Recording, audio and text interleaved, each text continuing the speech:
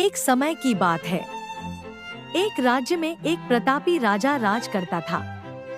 एक दिन उसके दरबार में एक विदेशी आगंतुक आया और उसने राजा को एक सुंदर पत्थर उपहार में दिया। राजा वह पत्थर देख बहुत प्रसन्न हुआ। उसने उस पत्थर से भगवान विष्णु की प्रतिमा का निर्माण कर उसे राज्य के मंदिर में स्थापित करने का निर्णय लिया और प्रतिमा निर्माण का कार्य राज्य के महामंत्री को सौंप दिया। महामंत्री गांव के सर्वश्रेष्ठ मूर्तिकार के पास गया और उसे वह पत्थर देते हुए बोला, महाराज, मंदिर में भगवान विष्णु की प्रतिमा स्थापित करना चाहते हैं। 7 दिवस के भीतर इस पत्थर से भगवान विष्णु की प्रतिमा तैयार कर राजमहल पहुंचा देना। इसके लिए तुम्हें 50 स्वर्ण मुद्राएं दी जाएंगी। 50 स्वर्ण मुद्राओं की बात सुनकर मूर्तिकार खुश हो गया और महामंत्री के जाने के उपरांत प्रतिमा का निर्माण कार्य प्रारंभ करने के उद्देश्य से अपने औजार निकाल लिए।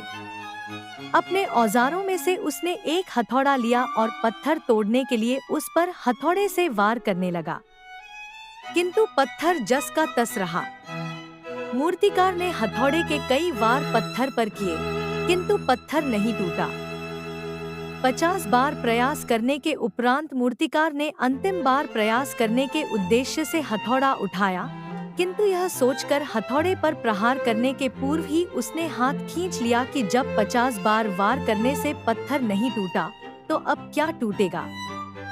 वह पत्थर लेकर वापस महामंत्री के पास गया और उसे यह कह वापस कर आया कि इस पत्थर को तोड़ना नामुमकिन है, इसलिए इससे भगवान विष्णु की प्रतिमा नहीं बन सकती। महामंत्री को राजा का आदेश हर स्थिति में पूर्ण करना था, इसलिए उसने भगवान विष्णु की प्रतिमा निर्मित करने का कार्य गांव के एक साधारण से मूर्तिकार को सौंप दिया। पत्थर लेकर मूर्तिकार ने महामंत्री के सामने ही उस पर हथौड़े से प्रहार किया और वह पत्थर एक बार में ही टूट गया। पत्थर टूटने के बाद मूर्तिकार प्रतिमा बनाने में जुट गया। इधर महामंत्री सोचने लगा कि काश पहले मूर्तिकार ने एक अंतिम प्रयास और किया होता तो सफल हो गया होता और 50 स्वर्ण मुद्राओं का हकदार बनता। सीख। मित्रों, हम भी अपने जीवन में ऐसी परिस्थितियों से दो चार होते रहते हैं।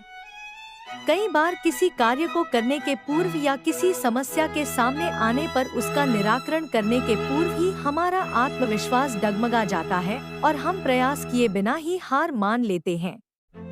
कई बार हम 1-2 प्रयास में असफलता मिलने पर आगे प्रयास करना छोड़ देते हैं, जबकि हो सकता है कि कुछ प्रयास और करने पर कार्य पूर्ण हो जाता या समस्या का समाधान हो जाता।